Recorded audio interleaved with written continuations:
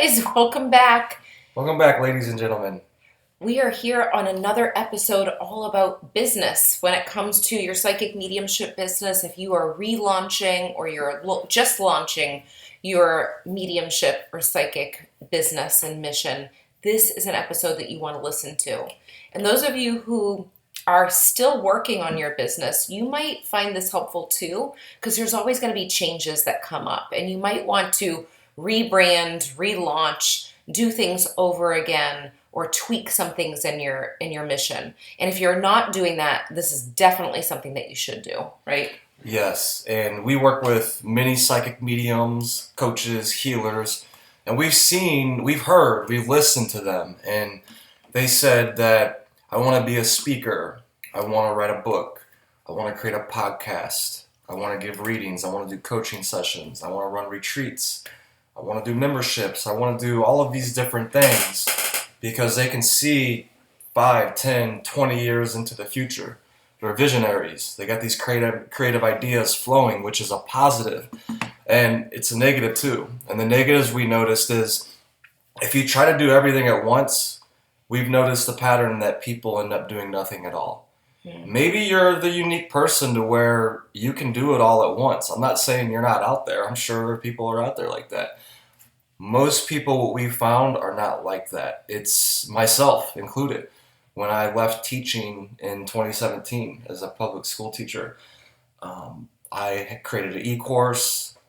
Didn't even know I wanted to do one-on-one coaching as I thought life coaching was corny and all of that. And I was like, I'm going to speak on stages. So we spoke on a stage. But long story short, I was going in circles because my focus was not laser focused. I was trying to do all of these different things that required a certain skill set that takes time, mostly years to develop. So I think we forget that sometimes, that all of these different outlets require different skills. And if you're trying to master 400 skills at once, you could see how that could be a problem. Yeah, because you're going to want things quick, and it does take time. I know for me, when I was starting out, I actually started with doing private readings, then group readings, and then I want to say years later, maybe the next year, I started to teach about intuition one-on-one on Skype because people were asking, can you teach me how to tap into my intuition? And then that private one-on-one Skype call for that intuition mentoring with each student I ended up finding that there was a similarity between all the people that I was working with separately. I was giving them individual homework assignments. I'm like, wait, I'm actually thinking that they could benefit from hearing each other speak so they know that they're not alone. And then that created a group Skype call. And then from there, I decided to make videos on YouTube. And then from there, it led to an e-course on intuition. So it didn't start as all the programs that we have now. It actually started one at a time. Sometimes it was years in between the next program for me. It wasn't like I put out like a business program, put out a mediumship program and the mediumship membership. It organically happened. And I think people that are starting out, they think they have to do everything because they're seeing what everyone's offering and they try to match it. But it happened organically, most likely for most people. And I would say there's a separation between people that are having success doing those programs and people that aren't. A lot of people at the beginning, there is a faithfulness that comes in at the beginning of your business where it's a good thing to have. It's a good thing to have faith and belief. You have this excitement and this passion. But when you get so excited about it and you want to do everything like you just shared, Tony, it will end up falling flat because you can't manage everything if you don't know what you're doing and you don't give it time. Yes, and it's false confidence. It's naive. Well, I'll call it naive. I'll just be straight up that I thought it too. Many people think that, oh, I could do all of this at once. I'm already good at this. And then you realize you fucking suck at certain things, right? Or you're just average or mediocre. To be great or to be even good at anything requires a lot of time and effort.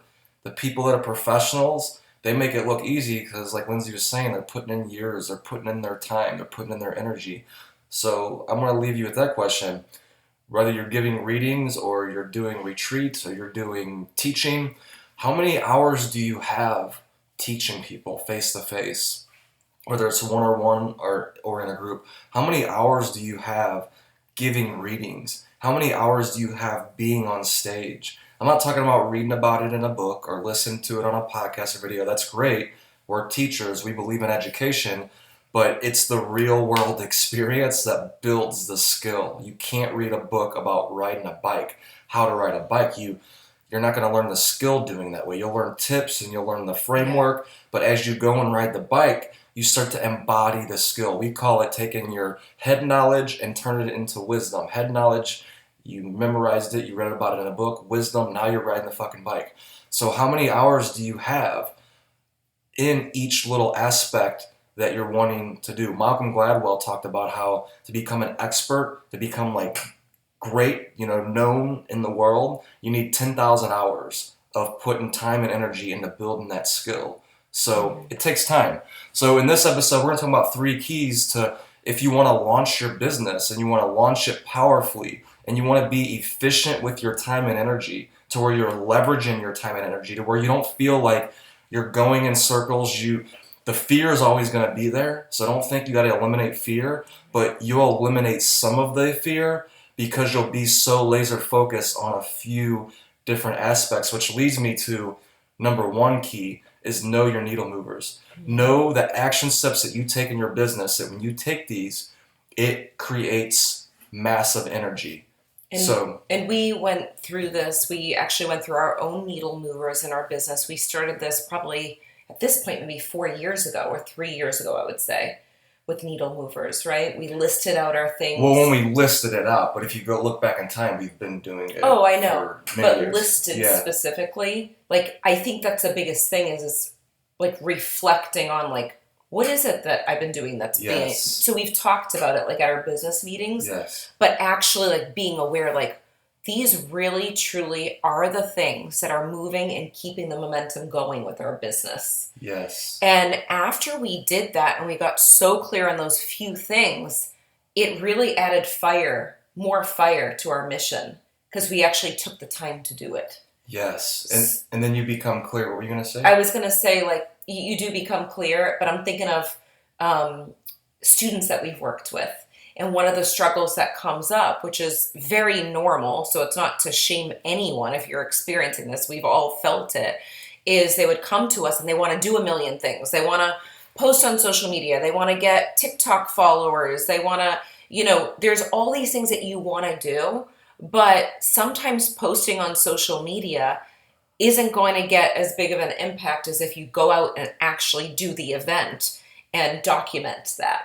Yeah, and sometimes you look at posting on social media. We've worked with clients that said this, and they realized that, wait, posting memes or quotes online, it's actually more draining to me than the energy that I'm receiving back. So you got to look at different parts of your business that you're doing that's like that, and we could call it a not-to-do list. So you create a not-to-do list, like eliminate some of the activities that you're doing. If you're just posting a meme online and it's draining you, stop doing it. If it's working for you, cool. Keep posting your memes. It's nothing bad about it. There's nothing bad about any of this. It's more figuring out what energizes you, fills you with energy, because that's really what's going to maintain your business over time. Right. And it might be one of those things where maybe you're spending the majority of your energy on social media. And I believe in the power of interacting because I have tons of students and clients on social media, but I can't always write back to everyone. I definitely can't open up my private messages every second. Like the people that I give attention to are the Mediumship members in my group. If they're asking me a question, they're paying for the membership. I want to give them value and they have the curriculum so I can answer those questions. But sometimes I can't get to every single person that's messaging and asking business advice. It's like, okay, let me direct you to the resource. So the reason I'm saying that is because sometimes we post on social media with no actual intention with it. Like the intention might be, oh, I want this to go viral and I want to share a meme that everyone's going to laugh at or love. But what is the intention behind it? What value are you bringing with this post? Get specific, and where can this lead them to help them go deeper with that post? Yes, tie your own stories to it. And also, too, if you're at the very beginning and you have an established to where you're giving readings on a weekly basis, like you're getting paid for it. Sometimes, and this isn't true for all cases, but sometimes we would tell the client, just leave social media alone for a moment because it's draining the fuck out of you, and focus on Yeah. like the trenches, focus on the oil of your business and get that down packed, and then go to social media sometimes. And I But did it sometimes opposite. people can do it all, like I said earlier in this episode. It's okay, but this is all about knowing yourself and being honest with yourself and what's energizing you and then what's draining your energy. And for me, like to build up, I would say like my confidence of putting in quotes or to put myself out there, for me, it was easier for me to share a quote and a meme because that's what felt comfortable. I didn't want to share anything about myself. So I did that. I hid behind a yellow flower and just shared and created a general group. And that somehow kind of slowly got me into the Blog Talk radio show. But I didn't do that right away. I started the sharing of the quotes. So sometimes it has to happen organically for you to figure it out. But at the same time, if someone told me this earlier, I probably would have focused on more energy on, okay, let me build up my clients locally, or let me build up my clients in a different way. Yeah, things would have went quicker. Right. Things would have went quicker because you're not focusing on way too many things at once. So Yeah. that's when you check in with yourself right now and think, create a little T chart. What's energizing you? What's draining you in your business? Like if you look at us, we realize, so going back to I think to 2015, kind of like your story with the flower, I started to do videos on Snapchat.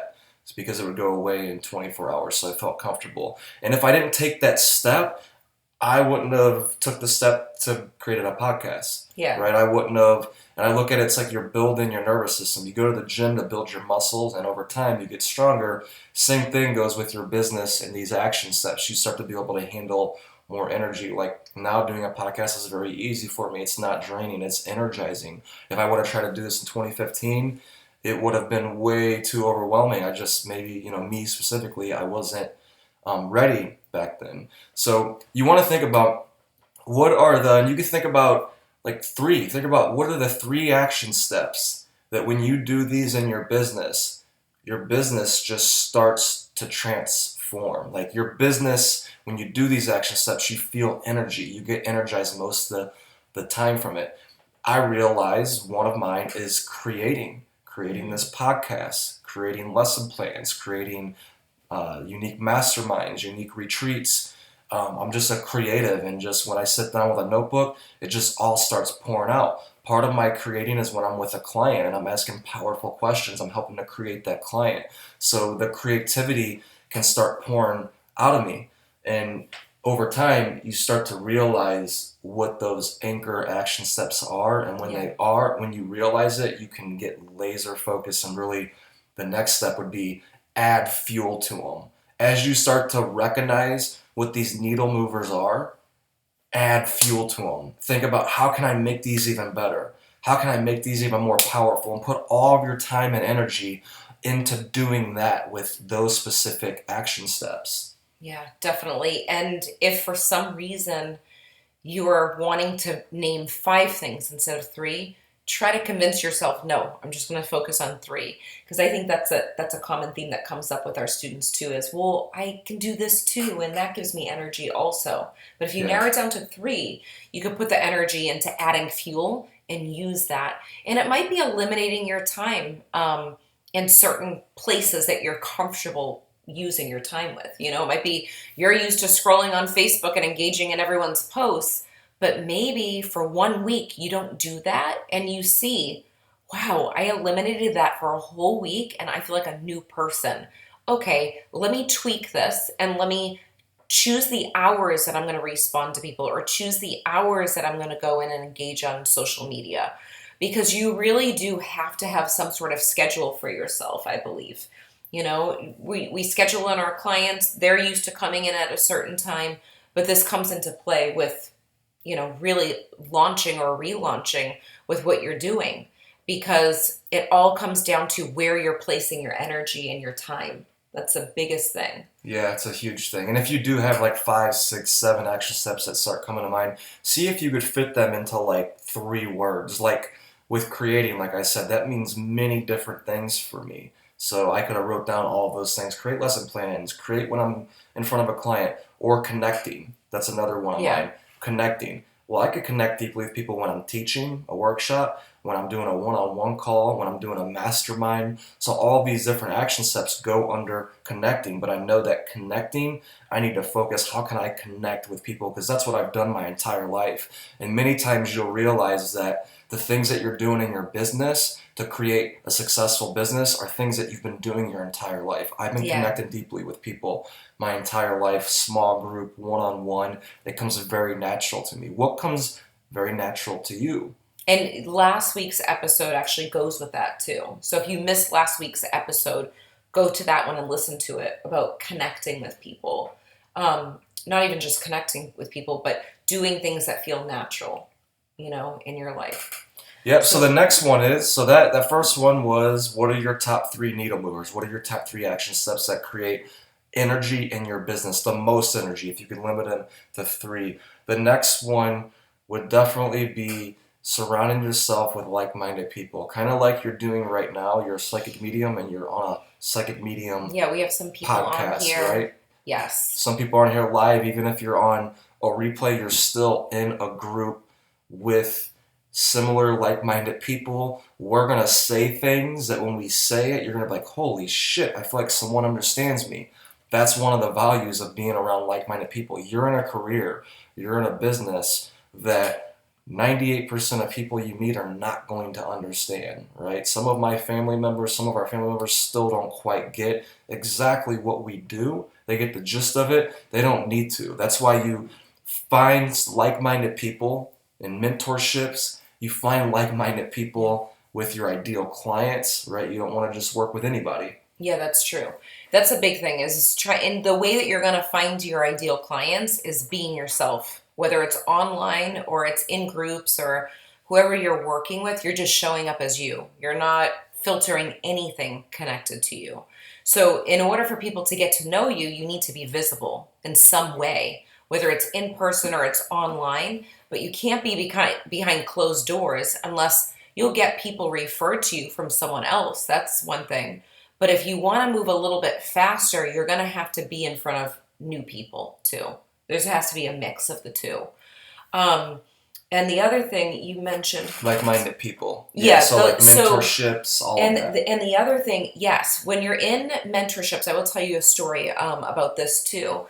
I've taken so many different classes over the years because I always say we're lifelong students. Like that's how I'm always going to be. I don't care how much time I've been doing the readings, how many readings I've done. I'm always going to be learning. And one thing that I found was one thing that I found is there's certain people that are in my classes. I'm like, oh, I remember working with them and they were really good with working with animals, or they are someone that lives in Maine, or whatever it is, whatever the connection is my mind is connecting people to other people. Naturally, I do that. So if I want to refer someone to that medium, whether it's because I'm busy or because I don't live in the state and they want an in-person reading, or it's because they have a specific need. Like I had a friend that I connected with in person this year that's a an intuitive. So I knew to refer her people. So this is something that happens when you're connected with people in a group like membership or classes, you can actually refer them to other people. And I've been referred so many clients from people that I've worked with, lifelong clients now, because they said, Lindsay teaches mediumship. I had another student refer me someone that I go back to her school every year to do either group readings or private readings. So there's so many connections that can take place when you're actually surrounding yourself with people. I know in our mediumship membership group, there's a lot of student members in there that have been on several podcasts in the actual program. So we have a lot of students and members in the program that have their own podcasts, or they have clients that they're trying to refer. I refer a lot of people to my membership members that do Reiki or energy healing because I don't do that anymore.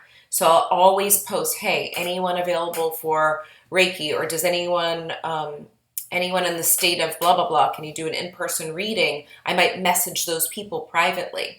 When I have family members and I feel like they can benefit from getting readings from other mediums, I send them the links to my members. So I feel like this is really, really important when you're connecting with people. Yeah, it is. The opposite would be that you're not surrounding yourself by Yeah. like-minded people. You might be giving readings.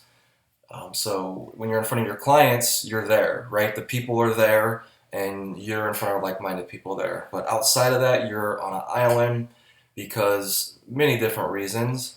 Maybe you feel introverted and you're scared to be in groups. We've heard that before, and we realize many of those introverted people, once they get around like-minded people, they open up, because an introvert doesn't mean you're shy. It just means, oftentimes what I found, it's like myself too, is like they love having deep conversations. Well, as soon as you get around like-minded people that love having deep conversations, like psychic mediums do, healers do, all of a sudden you open up and bloom, and the introvert realizes, oh wait, I was letting that false belief stop me from being around like-minded people and receiving that energy. Because as you go into a room or a online room with like-minded people that are similar missions than you, something hits you and you get this burst of energy. We call it the mastermind effect. And all of a sudden you get different creative ideas that are coming to you, insights that are coming to you that wouldn't come to you otherwise. Sometimes people, they don't join other like-minded people because they already took all the classes. They've already read all the books. They already know everything, right? They're fucking know-it-alls who, at the end of the day, you realize know nothing at all. Because if they were know-it-alls, they'd realize, wait, it's repetition.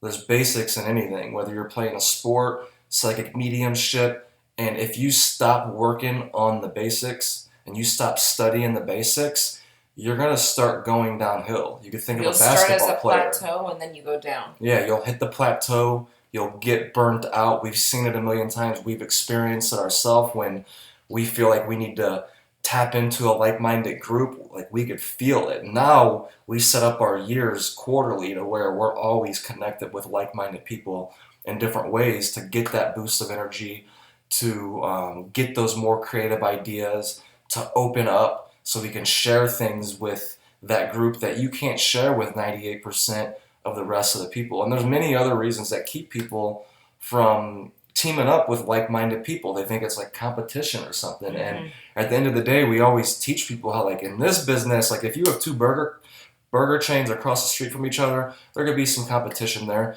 In this psychic mediumship business, we realize there's no competition because there's billions of people around the world. And people that love Lindsay, that love us, they might hate you. People that love you might hate us, right? It's just very extreme in that way. It's just like when you go back to high school and you ask 100 people their favorite teacher, there might be one teacher that pops up several times, but you're going to see several different teachers mentioned because your people are your people, our people are ours. Like, it meaning like you're going to resonate with certain people and you're not going to resonate with others. That's okay. And it goes with what Lindsay mentioned earlier, is the key to this business is being you. No matter what you're doing, if you're on a podcast, if you're in a room with like-minded people, if you're serving, find out a way to do that in an authentic way that's true to you. Instead of just looking out and seeing, oh, I see what they're doing, let me copy that. You know, sometimes you copy their frameworks and then you find your authentic path, that's okay. But try to be you with everything that you do. And the biggest thing with being in groups, it's actually going to help your nervous system to train yourself to be the best psychic medium that you can be, because you're interacting with the public. You're interacting with human beings, you're interacting with the spirit realm, and you need practice to be around humans. Mediumship isn't just about, giving a mediumship reading the whole time with your mediumship skills. It's actually about feeling grounded. It's about feeling balanced emotionally. If you're an emotional person and you don't know how to balance your own energy, when you're giving a reading, you are going to have so many hiccups at the beginning. It's going to happen. I mean, it happened to me when I first started doing my readings. I was taking things personally. I was overanalyzing the readings. It was just, it was a lot. And when you have a group of people around you, you can actually share that and say, this is what I'm feeling. This is what's coming up. So you need that group, one, to share and have support and also give the celebrations and have someone to celebrate. But two, it's to actually prep your nervous system because you are around a group of people and you need to know how to interact with people. You really do in this work. Yes, So yes, you that's do. a huge And thing. if you're wanting a workshop and you want to create the best year yet for yourself and your Oh, psychic medium yes. business, we do have that coming up next Wednesday. Just to throw that out there, reach out to us. Yeah. The last key, the third key, is to hire out any standard operating procedure in your business that's draining you. And this is one of those things where people might say, well, I'm just starting my business. I don't have the funds to do it. Or I'm relaunching, but maybe I should focus my energy on just doing everything myself. But really, what I've recognized over the years is hiring out is so important. Sometimes it could take you 5 hours to create, a flyer, and it could take a graphic designer, less than an hour, and you pay them, I'm just making this up because it depends on who your person is, but $75 or $35 to do one thing. And you can actually just combine things and have them do it and create a list. I think the biggest problem for me at the beginning was, what do I want to hire out? Like what do I want to do myself and what do I want to hire out? So I think the best thing would be to write down everything that you hate doing and everything that's draining you really badly. So I think this is a big thing. And I think that you can focus in on writing the things that drain you, writing the things that are taking all of your energy. It could be technology. And for me, I remember when I started Kajabi. Uploading my things to the platform, and I had no clue how to use Kajabi. And I remember I was a part of a group. This is the benefits of being a part of a group. It was a Kajabi group. And I think I posted a question on how to do something. And then I got connecting with one person in there, and she's like, you know what? I actually need someone to be a beta tester. I need someone to test this out for me. Can you ask me any question about Kajabi and I could do a walkthrough for you on how to do it? And I said, yes. So it was helping me that she was helping, and then I was helping her too. So she walked me through it. And sometimes it's just hiring a person or connecting with a person that you can give value to also that can teach you the ropes, if you want a quick way to do it instead of trying to read through everything. Yeah, so it's about being resourceful. Forget about, I don't have the money to pay them. Yeah. There's college students that'll work for free.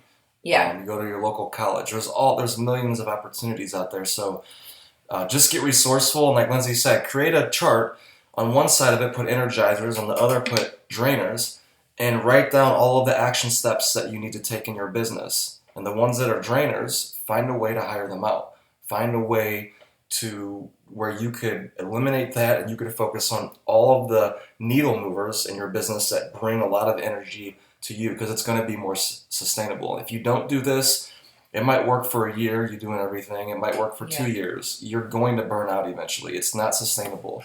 And when you're creating a business, you want to create systems that are sustainable. So that way it's right 5, 10, you got that 20-year vision. You're still going in business and you're not like some of the people to where you end up getting so burnt out that you quit mediumship and then you come back to mediumship and then you quit mediumship and you come That's back. a common theme. That's like, right? And a lot of it's because of fear. Yeah. A lot of it's because of not hiring out work, not receiving help. Or, I mean, we've had so many people that come to us and they're so frustrated, and they'll come to us and they're in their 50s and they're like, well, I've been going to workshops for over 30 years. When I was in my 20s, I was going to workshops and I wanted to do readings, and then I see all these young people coming out and doing readings, and they're frustrated, they're resentful, they're angry because they never followed through with their passion, they never followed through with their dream, and then they're finally saying, you know what, either my kids have left the house or I'm at the point where I just can't keep pushing this dream away, and they do it. And those are the action step people. They'll actually follow through and say, like, I want to do this. I'm ready. Like, I'm ready to master this fear and move through it. So if you're one of those people where you've been wanting to do it, even if you're in your 50s or you're in your 60s, like, We've worked with everyone. We've worked with people that are at different levels. And I think the most important thing is to find someone or a group that you can connect with that supports you in your powerful mission. Don't do it alone. That's going to take a lot longer and it'll be harder. You want to have that support group. You want to take that head knowledge, all of that learning, all of the facts that you know, all of the frameworks that you know, and turn it into wisdom. Like, put it into action. Are you putting it into action? Are you applying it? Yeah. So, okay, this is the last thing that I want to say before we go. Is there anything else that we need to add? That's it. I want you guys to share in the comments first. Share in the comments anything, any insights that you've had from this episode, or any actions that you want to take just from listening to this episode. And it might even have nothing to do with what we talked about, but for some reason when we were speaking, you got some sort of insight. You could share it. The other thing that I want to share is we have a lot of things coming up related to business. So one thing is, you're throwing me off with your dancing.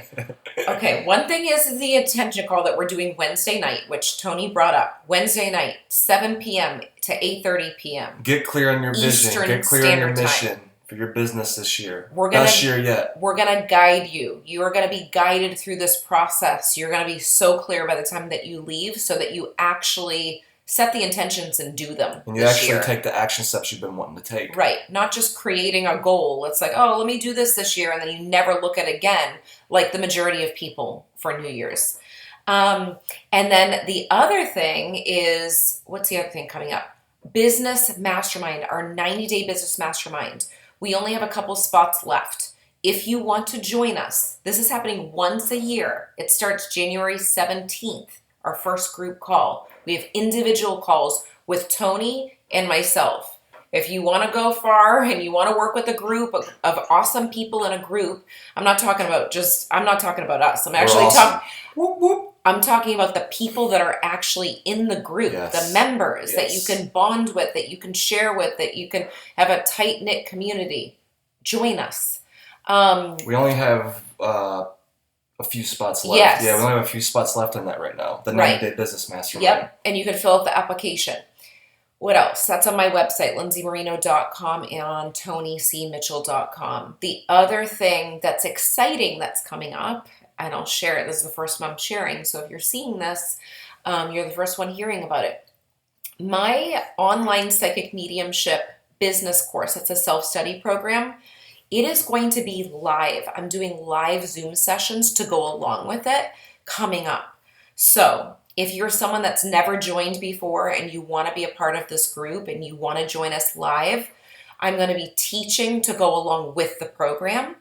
And those business mastermind members that sign up, this is the first time ever you will get that business program. You're gifted the business program.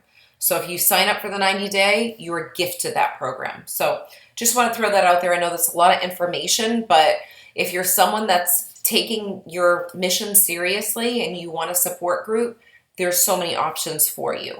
Okay, I love it. Angel says, Angel, it's so good to see you on here. Action. Angel's going to go live more often. Reach out to others for collaboration. I love it. Awesome. Awesome intention and awesome action step. Because when you go live, you're connecting with more people. And then also people are seeing how you're interacting with your people. They're seeing what you're doing. And then they want to collaborate too. Sounds like it could be a needle mover for you. Yes, definitely. Angel, I love it. Okay, so we want to hear from you guys. Everyone watching the replay, share below like Angel did and share your action step. And we cannot wait to see you on the next episode. Bye, everybody. Bye.